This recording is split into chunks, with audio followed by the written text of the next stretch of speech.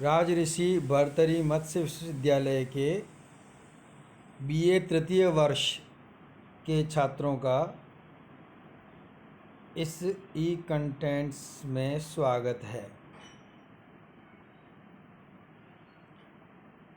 आज हम संस्कृत साहित्य के प्रथम प्रश्न पत्र की महत्वपूर्ण पुस्तक श्रीमद् भगवत गीता के द्वितीय अध्याय के श्लोक संख्या 40 से 42 तक की व्याख्या का अध्ययन करेंगे।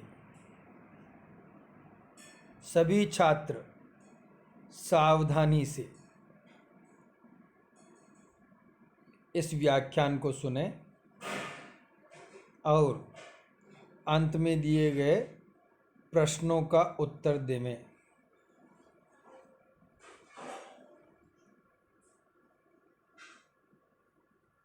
40वां श्लोक इस प्रकार है। नेहाभिक्रमनाशोस्ति प्रत्यवायो न विद्यते स्वल्पमपि अस्य धर्मस्य त्रायते महतो भयात्। दोबारा, नेहाभिक्रमनाशोस्ति प्रत्यवायो न विद्यते स्वल्पमप्यस्य धर्मस्य त्रायते महतो भयात्। इस पद्य में 14 पद है। 14 पद विभाजन से समझ में आते हैं। तो सबसे पहले पद विभाजन इस पद्य का इस प्रकार है। न इह अभिक्रमनाशः अस्ति प्रत्यवायः न विद्यते स्वल्पम अपि अस्य धर्मस्य त्रायते महतः भयात्। पुनः एक बार पद विभाजन इस प्रकार है। न इह अभिक्रमनाशः अस्ति प्रत्यवायः न विद्यते स्वल्पम अपि अस्य धर्मस्य त्रायते महतः भयात्।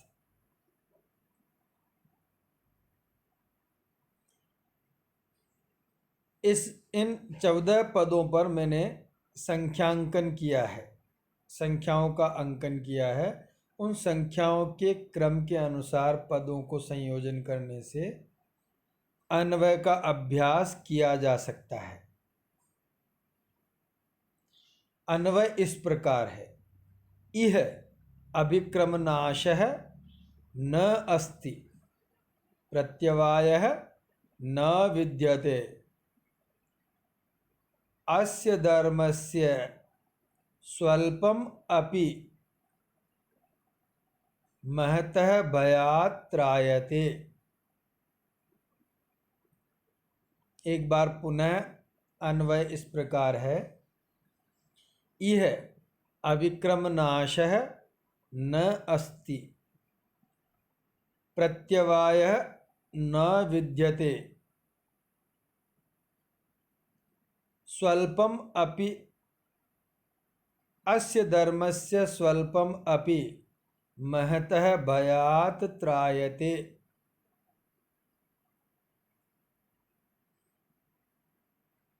अब इसका अर्थ इस प्रकार है।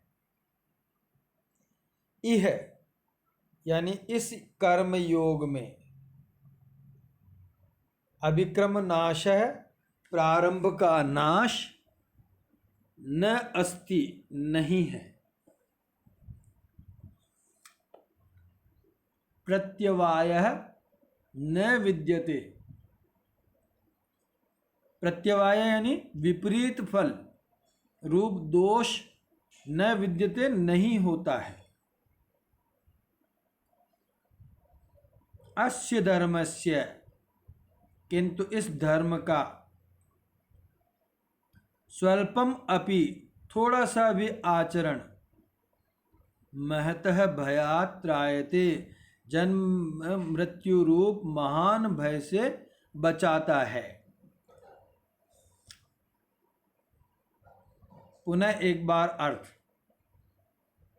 यह इस कर्म योग में अभिक्रम नाश है, प्रारंभ अर्थात बीज का नाश, न अस्ति नहीं है। प्रत्यवायः न विद्यते तथा विपरीत फल रूप दोष भी न विद्यते नहीं होता है।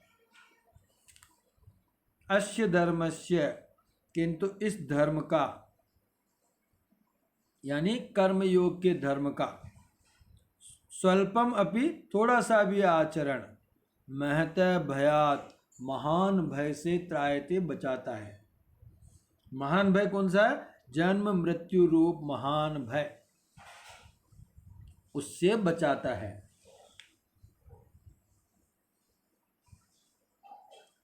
इसकी व्याख्या इस प्रकार होगी।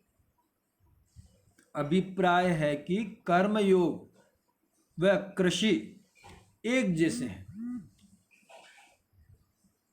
जैसे कृषि में खेत में डाले गए बीज फल अवश्य देते हैं और विपरीत दोष भी उत्पन्न नहीं होते हैं, उसी प्रकार कर्मयोग रूपी मोक्ष मार्ग में कोई भी बढ़ाया गया कदम व्यर्थ नहीं होता। प्रत्येक क्षण एक लाभ ही है। यदि एक जन्म में सिद्धि नहीं मिले तो भी किया हुआ कर्म व्यर्थ न जाकर अगले जन्म में उपयोगी होता है। पुनः एक बार और अर्थ है। अभिप्राय है कि कर्मयोग व कृषि समान है। जैसे कृषि में खेत में डाले गए बीज फल अवश्य देते हैं और विपरीत दोष भी उत्पन्न नहीं होते हैं, उसी प्रकार कर्मयोग रूपी मोक्ष मार्ग में कोई भी बढ़ाया गया कदम व्यर्थ नहीं जाता। प्रत्येक क्षण लाभ ही है। यदि एक जन्म में सिद्धि नहीं मिले तो भी किया हुआ कर्म व्यर्थ न जाकर अगले जन्म में उपयोगी होता है।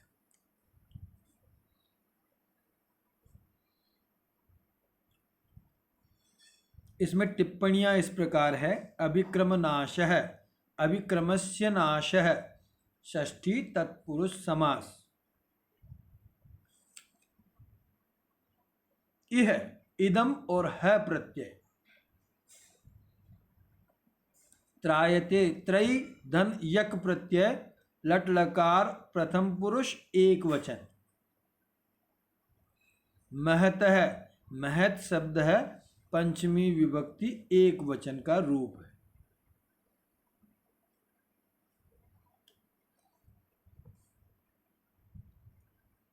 इकतालीसवां श्लोक इस प्रकार है। व्यवसायात्मिका बुद्धि रेकेह कुरु नंदन, बहुशाखायनन्ताश्च बुद्धयो व्यवसायिनाम। दोबारा एक बार और अर्थ है। व्यवसायात्मिका बुद्धि रेकेह कुरु नंदन, बहुशाखायनन्ताश्च बुद्धयो व्यवसायिनाम। व्यवसायात्मिका, इसका पद विभाजन इस प्रकार होगा। इसमें कुल 11 पद है जिनका विभाजन इस प्रकार है। व्यवसायात्मिका बुद्धि एका इह कुरुनंदन, बहुशाखा ही अनंताः च बुद्धयः अव्यवसायिनाम। एक बार पुनः। पद विभाजन इस प्रकार है।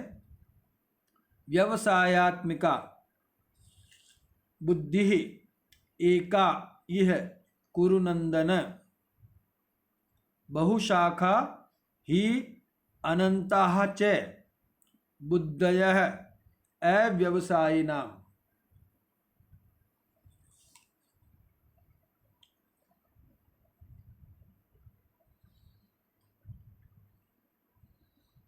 इस पे मैंने संख्यांकन किया है। छात्र उसके आधार पर पद संयोजन करके अन्वय का अभ्यास कर सकते हैं। इसमें अन्वय इस प्रकार होगा। कुरुनंदन इह व्यवसायात्मिका बुद्धि एका ही अव्यवसायिनां बुद्धयः बहुशाखा च अनंताः।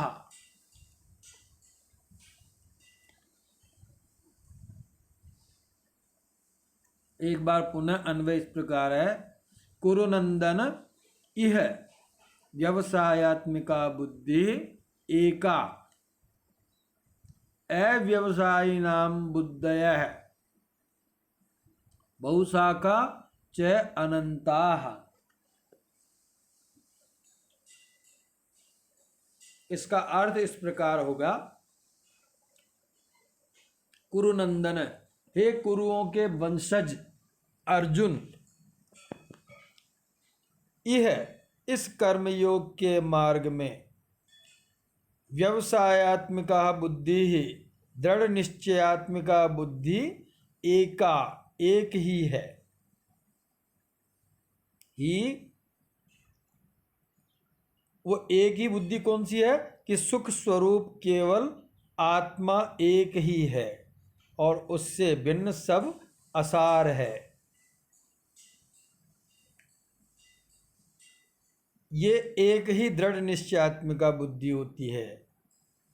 ही क्योंकि परंतु किंतु अव्यवसायिनां बुद्धय है, जो अनिश्चयात्मक या सकामी पुरुषों की बुद्धियां हैं, बुद्धय यानी बुद्धियां हैं, वह बहुशाखा बहुत भेदों वाली अनंताच और अनंत होती है।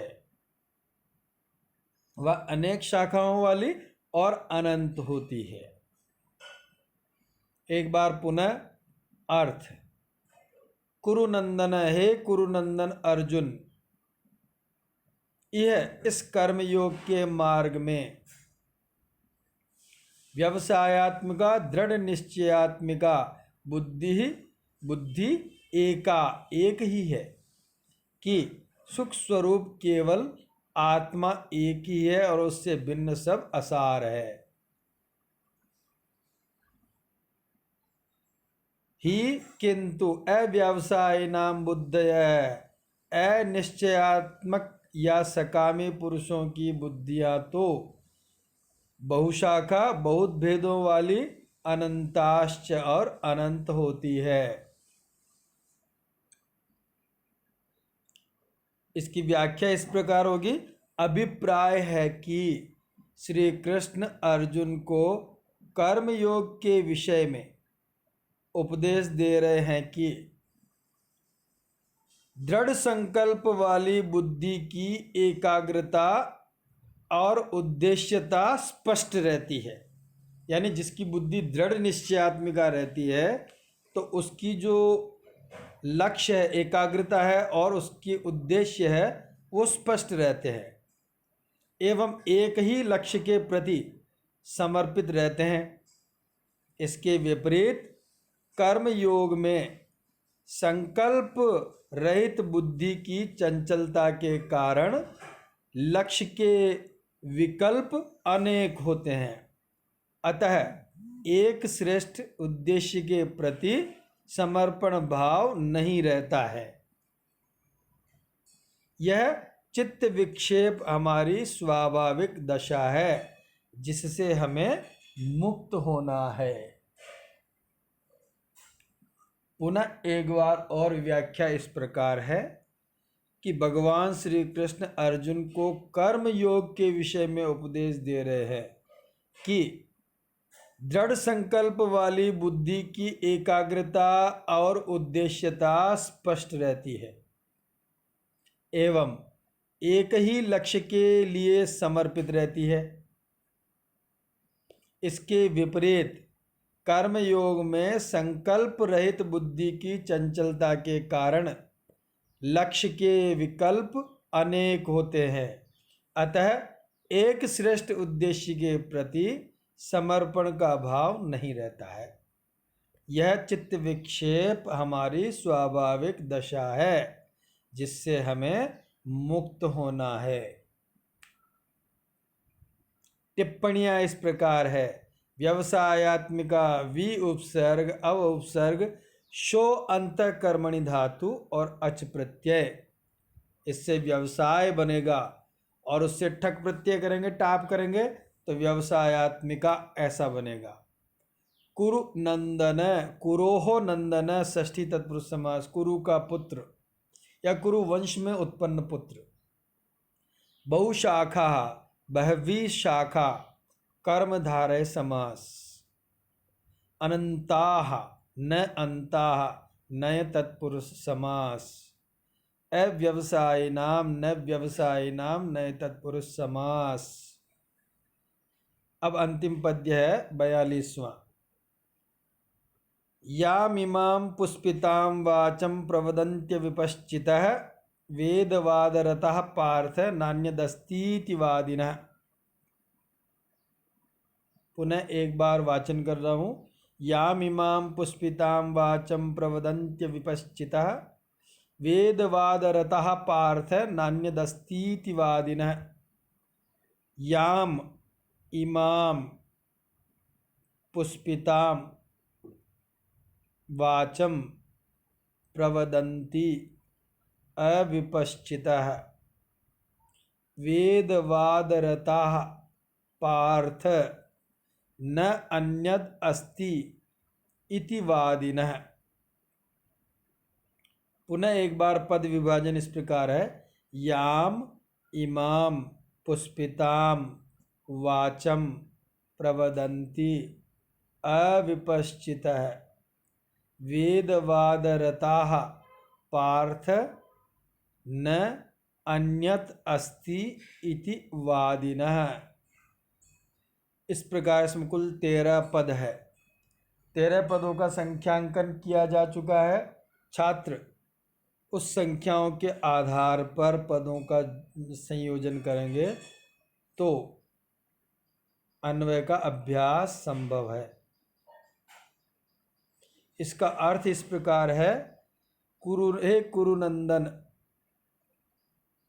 हे अर्जुन, कि याम इमाम,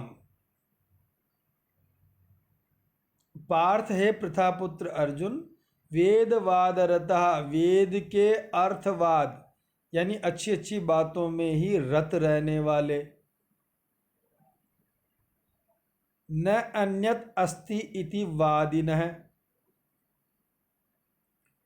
और कोई इससे अधिक श्रेष्ठ कुछ नहीं है ऐसा कहने वाले पुरुष। याम इमाम, जो इस प्रकार की पुष्पिताम वाचम, स्वर्ग प्राप्ति आदि फल के साधनभूत कर्मों के अतिरिक्त और कुछ है ही नहीं, इस तरह से अज्ञानी लोग, अविवेकी जन बार बार कहते रहते हैं। पुनः एक बार और अर्थ है। पार्थ हे प्रथापुत्र अर्जुन, वेदवादरता, वेद के अर्थवाद में रत रहने वाले, अविपश्चित, अज्ञानी अविवेकी जन, न अन्य अस्ति इति वादिनः, इससे अधिक श्रेष्ठ और कुछ भी नहीं है ऐसा बार बार कहने वाले पुरुष। याम इमाम, जिस इस प्रकार की पुष्पिताम, स्वर्ग प्राप्ति रूप फल प्रदान करने फल के साधनभूत कर्मों के अतिरिक्त कुछ भी नहीं है, ऐसी वाचम प्रवदंती, ऐसी वाणी को कहते रहते हैं। वाणी को ये कहते रहते हैं कि ये वाणी ऐसी है, वेद की वाणी, कि वह पुष्पित वाणी है और वह केवल और केवल स्वर्ग के साधनभूत कर्मों के अतिरिक्त और कुछ भी श्रेष्ठ नहीं है। ऐसा बार बार वो अविवेकी जन कहते रहते हैं।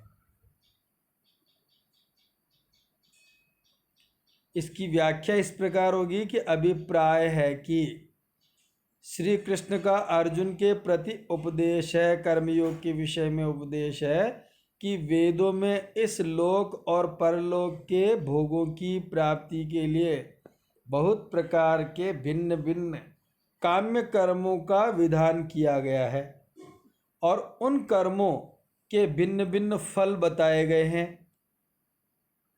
वेद के उन वचनों में और उसके द्वारा बताए गए फल रूप भोगों में जिनकी अत्यंत आसक्ति है, उन मनुष्यों का वाचक वहाँ वेदवादरता, यानी वो वेदवाद में संलग्न रहते हैं और इस वाणी से अधिक श्रेष्ठ कुछ भी नहीं है, बार बार ऐसा बोलते हैं।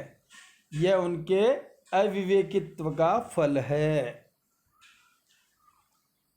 पुनः एक बार और व्याख्या। अभिप्राय है कि भगवान श्री कृष्ण अर्जुन को के प्रति कर्मयोग के विषय में उपदेश है कि वेदों में इस लोक और परलोक के भोगों की प्राप्ति के लिए बहुत प्रकार के भिन्न भिन्न काम्य कर्मों का विधान किया गया है और उन कर्मों के भिन्न भिन्न फल बतलाए गए हैं। वेद के उन वचनों में और उसके द्वारा बताए गए फल रूप भोगों में जिसकी अत्यंत आसक्ति है, उन मनुष्यों का वाचक यहाँ वेदवादरता ऐसा पद है। और इसी वाणी को जब वो श्रेष्ठ कहते हैं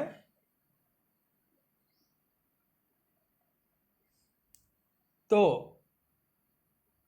श्रेष्ठ कहने के कारण वो इसी को सब कुछ समझते हैं और वेद के वचनों से आकर्षित होते हैं, जबकि वह केवल पुष्पित वाणी के पीछे दौड़ते हैं, फलित वाणी के पीछे नहीं दौड़ते हैं।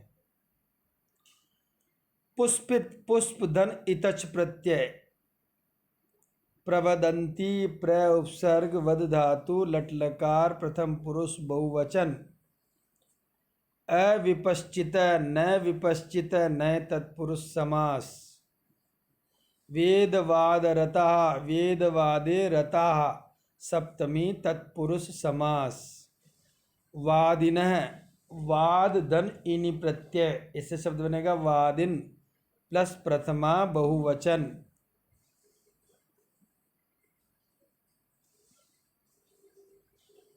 अब छात्रों के लिए गृह कार्य इस प्रकार है। पहला प्रश्न है अभिक्रम का नाश किसमें नहीं होता है।